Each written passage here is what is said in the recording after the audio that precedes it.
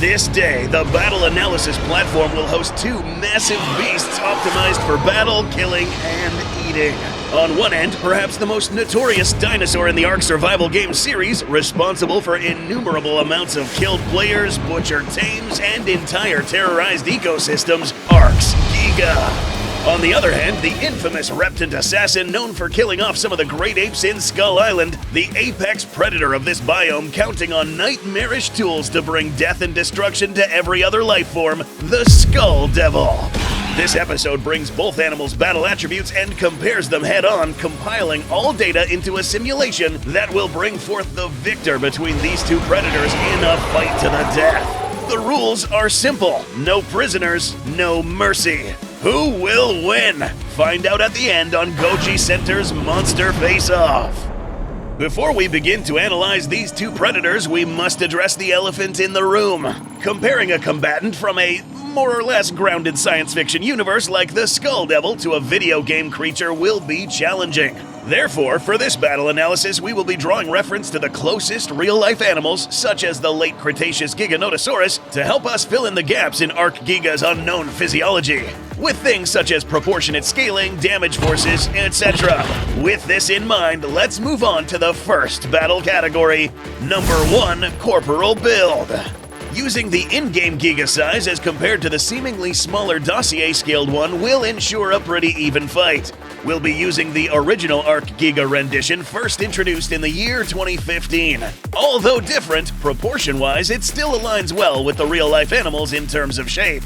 We'll be using the square cube law to give us a fairly accurate idea of the dimensions. Using this holotype, we find that this animal will be around 451.9 tons. Those well-versed in skullcrawler biology will know this already begins to look like an uneven fight. Skull Devil's stats are frankly horrible. If there is one stat that has been consistently botched when it comes to movie monsters, it's weight. The small ones are too heavy and the bigger ones are too light. In the comics, skullcrawlers are given stats that are from 40 to 100 tons. Way too heavy for the small ones and too light for the big one. If we use the 40-ton juvenile to figure out the weight of the big one, we get a preposterous 6,812 tons. To fix this, and to get an accurate reading for this fight, we'll teach Legendary a lesson on how to properly estimate an animal's weight, using a 3D model and plugging it into volumetric analysis. For the kids watching, this is basically taking a 3D model of the subject and asking the computer to calculate the volume of space in the model. Then, if you know the volume and density, you can work backwards and estimate the mass. For the skullcrawler, we get a weight estimate of 447 tons. And as it turns out, these two are now almost the same weight. Using the official and inaccurate weight metric would heavily rig the outcome of the battle to one side. Posture-wise, depending on how these animals are holding themselves, the skullcrawler will have a wider stance but will be able to stand shorter or taller than a neutral stance Giga, whereas the theropod will have a height advantage if reared up. For this category, and given that both are around the same weight and have fluctuating postures, I'll settle this as a draw for both combatants. But does one have better armor than the other? Let's find out. Number 2, Armor. Those that play Ark and tried to tame a Giga before, or fought one, will know that this fella can take a monstrous amount of abuse. For this combatant, we have to moderate between in-game mechanics versus what goes on in the lore, which results in this thing being a living siege engine, capable of battering down walls and crunching through powerful armor. This body would have to withstand the blowback of all these forces. After all, every action does have an equal and opposite reaction. Anatomically, we see that the body is covered by relatively small scales with dense muscle underneath, the spine being the exception with reinforced plates of keratin and ridges. The real-life Giga also had similar features. Fossils from the closely related Sauroniops indicate that Carcharodontosaurids had exceptionally sturdy skulls to tank impacts. Not only good to keep the skull in good shape from the force of its own jaws, but it's also been suggested to be used for shoving and ramming to stun enemies. Ark's version can presumably be a more exaggerated version of this to reinforce both ramming and biting, giving an in-universe explanation for why it can break stone structures. This even explains why in the Ark lore the Giga was capable of withstanding boulders being thrown at it when survivor Mei Yin fielded her Giga, the Beast King, against the Megapithecus boss. The Gigas here can endure explosives and high-caliber weapons fire. The Skull Devil, or Ramarak, also has some notable feats when it comes to durability. Getting bashed in the head by a boulder backed by gravity and the weight of an airborne Kong and only getting staggered? Something a thick-skulled V-Rex can't really handle.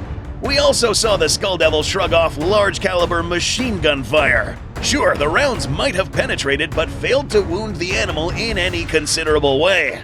There is, however, a flaw in its defense. Although it can shrug off bullets and blunt hits, slicing wounds is another matter. Kong's use of a propeller was able to critically wound Ramarak, with its skin showing absolutely no resistance to sharp weapons. Ark's Giga may have had a similar problem, capable of notably bleeding greatly by any laceration wounds from rival predators or projectiles. Its thickest armor is restricted by location. The thickened layers of armor along its back and the thick skull provide this animal with the best protection.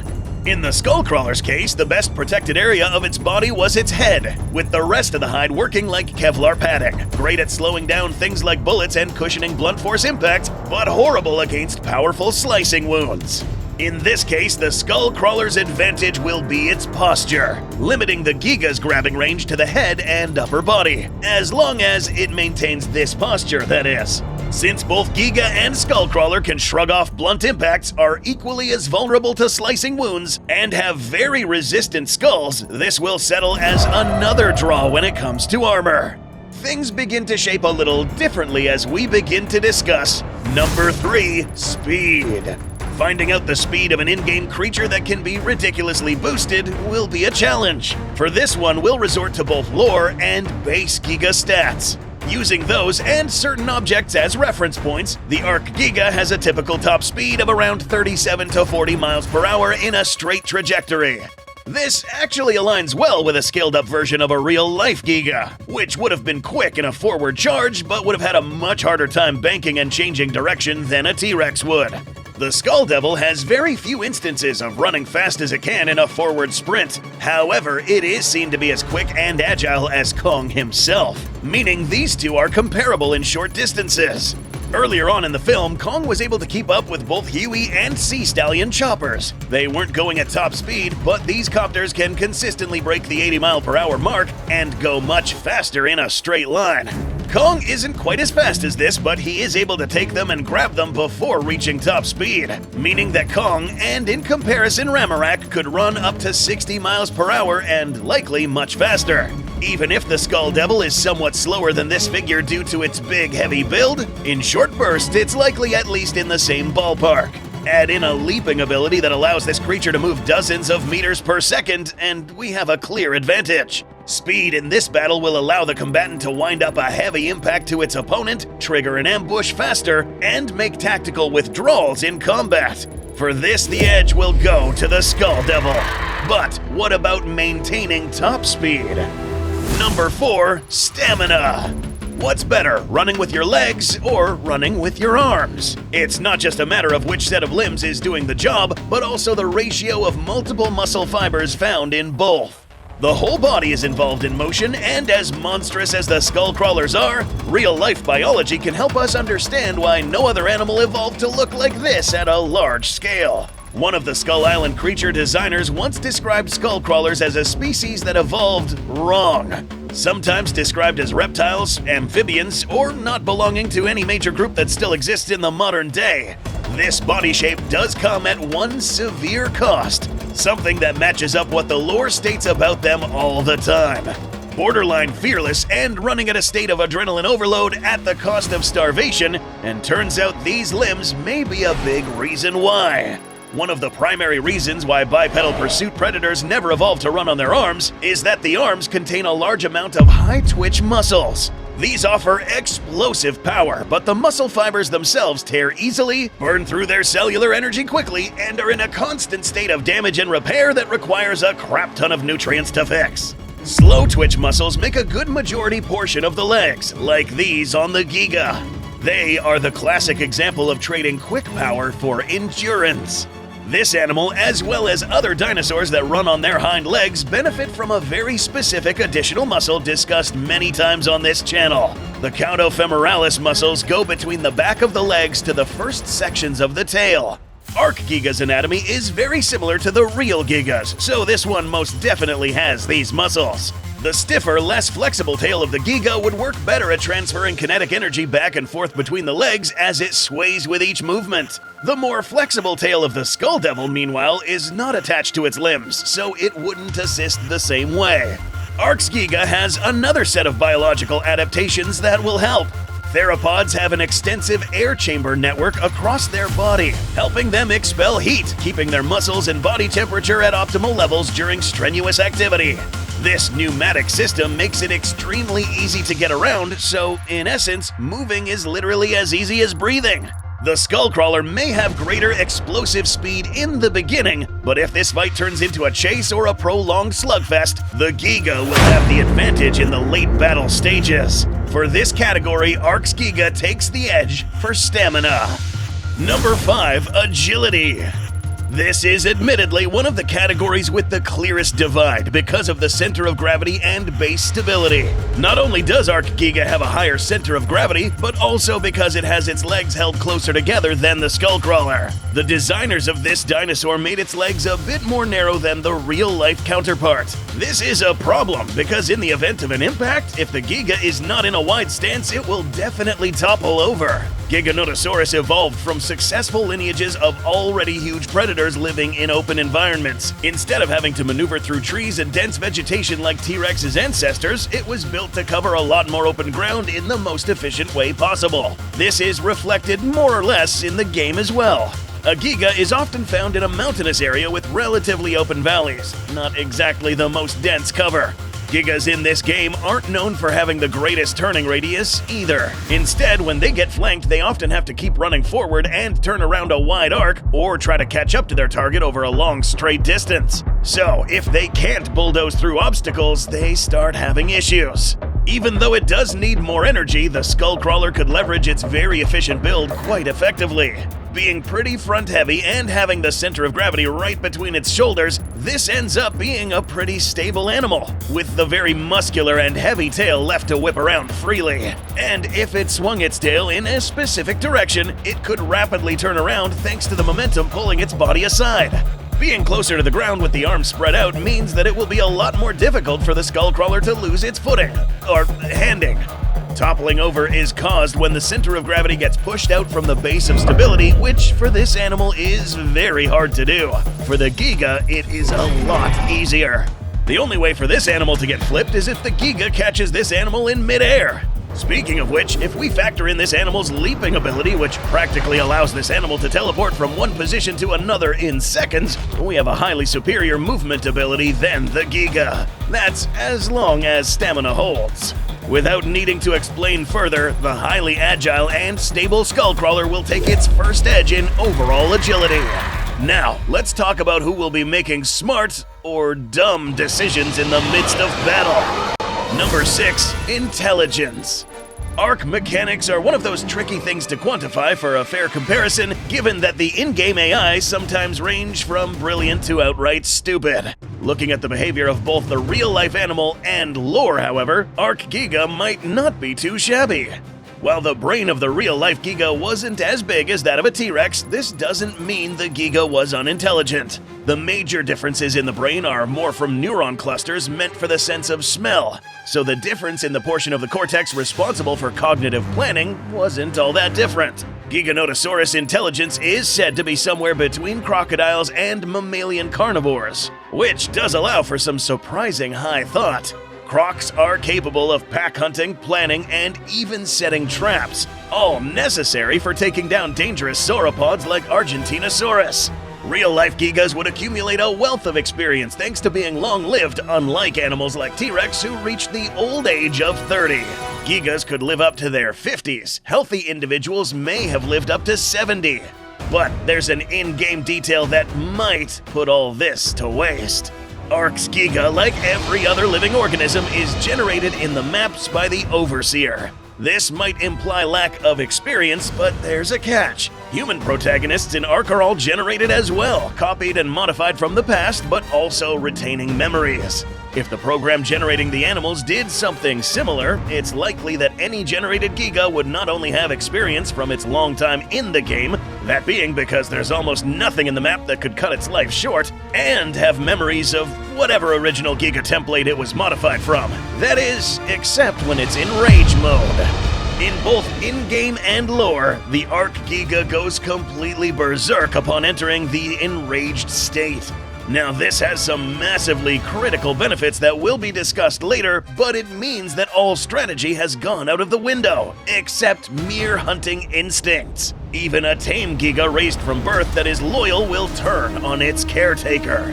The Skull Devil also has great experience to draw back from, this one specifically having a lot of battle experience under its belt, having survived and struck the decisive blow that won the Skullcrawlers the war for Skull Island. Temporarily, at least.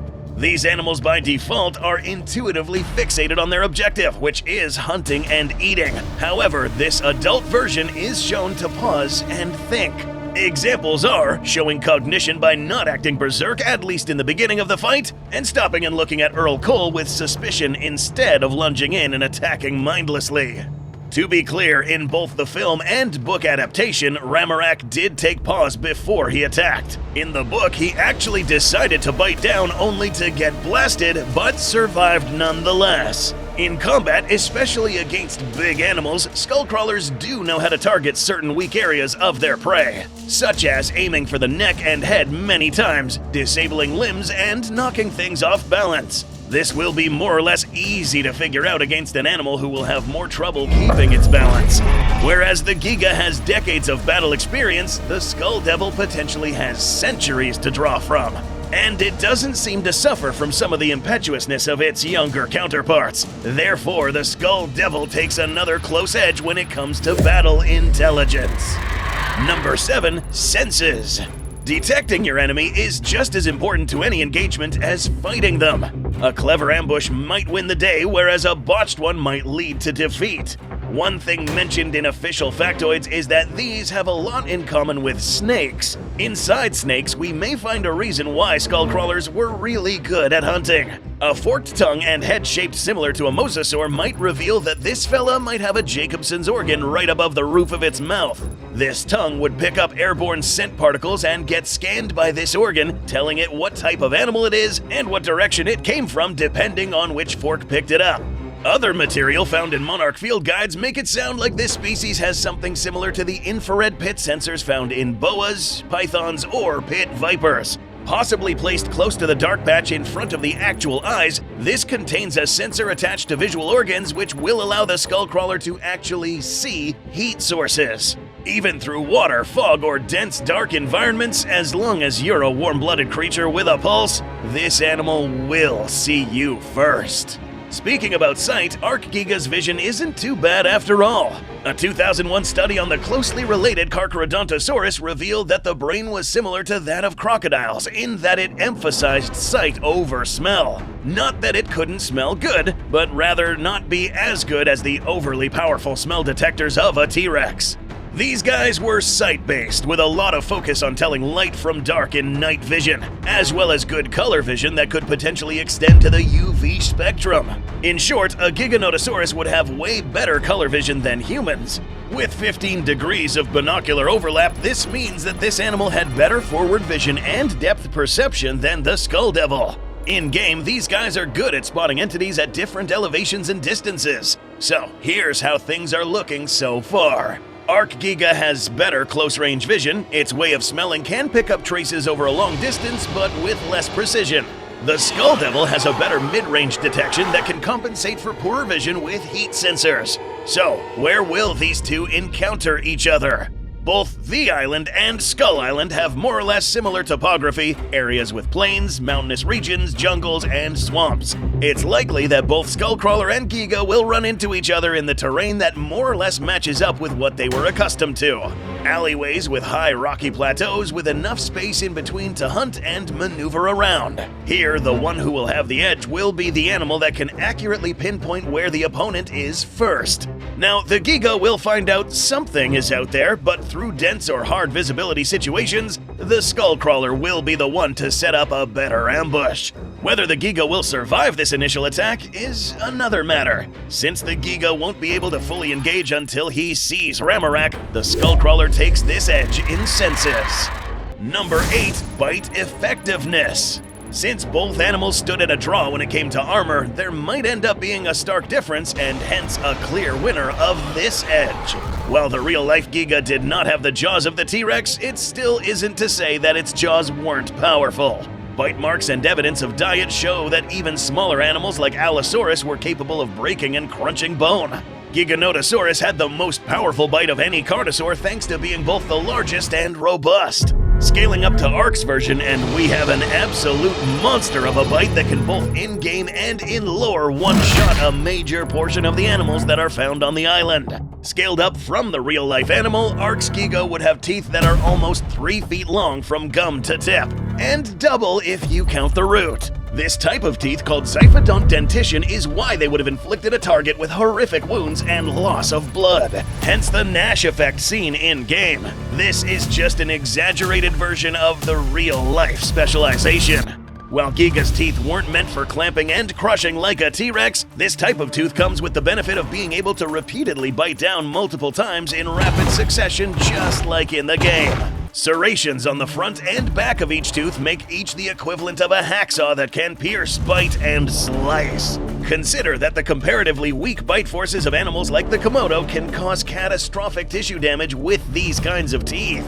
This Giga not only has more, but it's got the biggest and strongest set of jaws possible for this sort of bite. How strong? These can shatter stones in-game, so these teeth are not only sharp, but tough. If pressed violently and fast against any surface of the Skullcrawler, one who, by the way, is specifically vulnerable to this kind of damage, will cause nothing but serious laceration injuries. And the lag between bites is going to be relatively short. But can the Skullcrawler bite back effectively? Let's find out. As covered previously, Skullcrawlers don't exactly have a shabby bite by any means, but they aren't necessarily outstanding. These kinds of jaws were some of the primary ways of dismembering most of the great apes in the island, and the adolescent Kong did knowingly try to avoid direct bites as much as possible. Still, he was able to withstand bites to the arms without catastrophic injury. Granted, the fur did help a lot in this. The jaws on the crawler resemble animals like the python, which focus on snagging flesh, and those of a penguin with the larger teeth or papillae in the center row pointing to the back of the throat. It would cause nasty business if it managed to get its mouth around and push something down. Bites to the face, snout, limbs, and tail might be hard to pry off without taking something with them. Which is why Kong had to pry the jaws back open whenever he was trying to shake it off from biting its neck, lest he got his throat yanked out. Skullcrawler jaws were made to grip, grasp, and hold, making it easy for prey and flesh to slide right in. Because the teeth are not pointing straight down, this means bite force from the jaws will not be used to its full potential.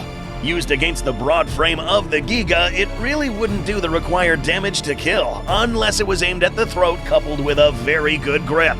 Because the Giga has a much higher laceration effect and is also capable of delivering these fatal bites much faster, the Giga takes a critical edge when it comes to bite effectiveness.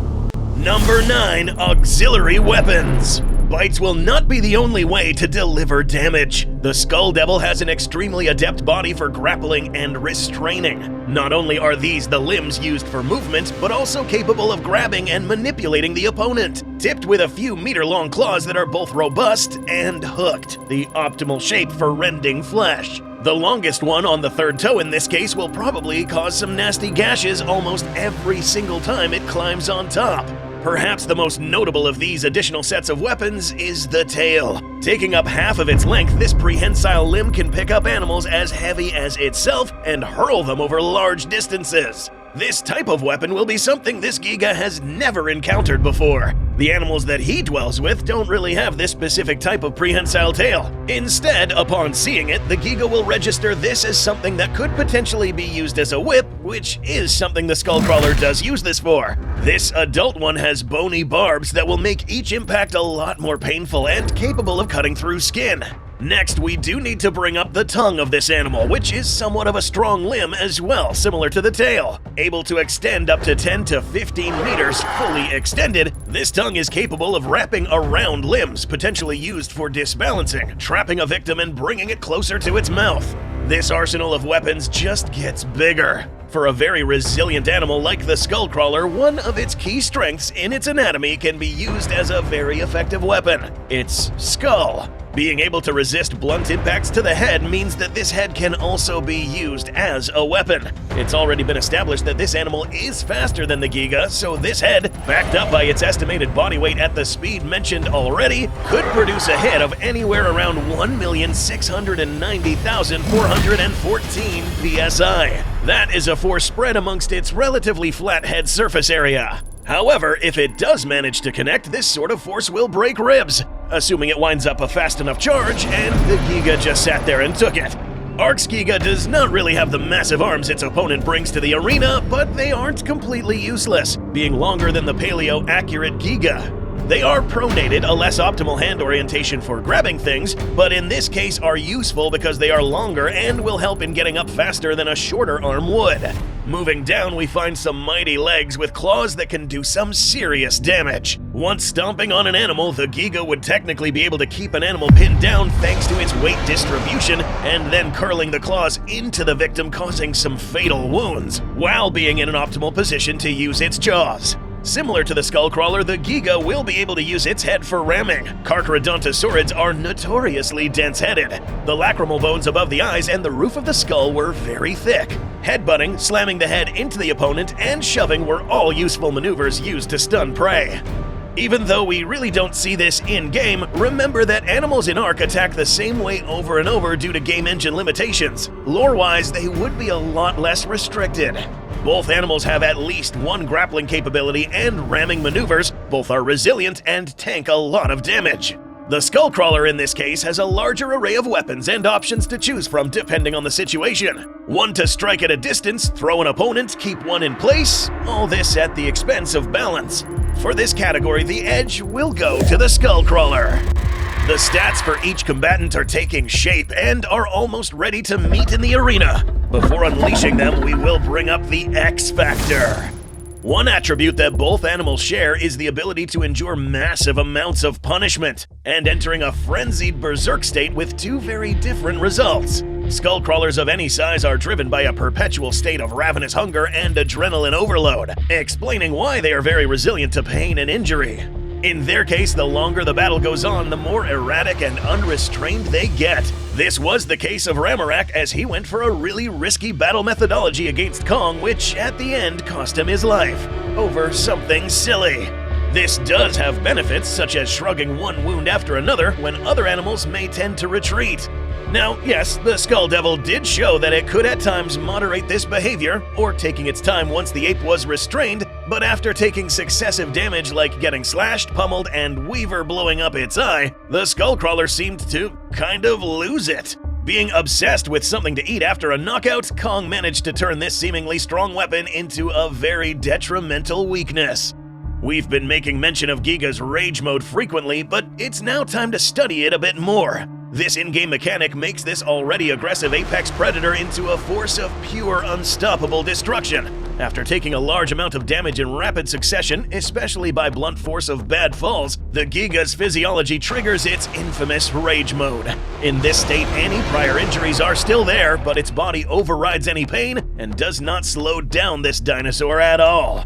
This doesn't end here. Game stats themselves give the animal roughly double its initial attack power. In the lore, Mei Yin directly states the Giga grew noticeably stronger when enraged. This proved critical when she fielded her Giga against the might of Ark's bosses. One instance in particular against the giant Megapithecus and army of apes, it was the Beast King's enraged state that tilted the odds. Even with her impressive army of powerful creatures, Mei Yin attributed the victory entirely to the timely use of the rage ability. In this fight, if the Giga gets wounded repeatedly or suffers from an exceptionally blunt impact, all other brain functions will be thrown out the window, all pain receptors ignored, and all cognitive power will be directed at one objective: kill everything.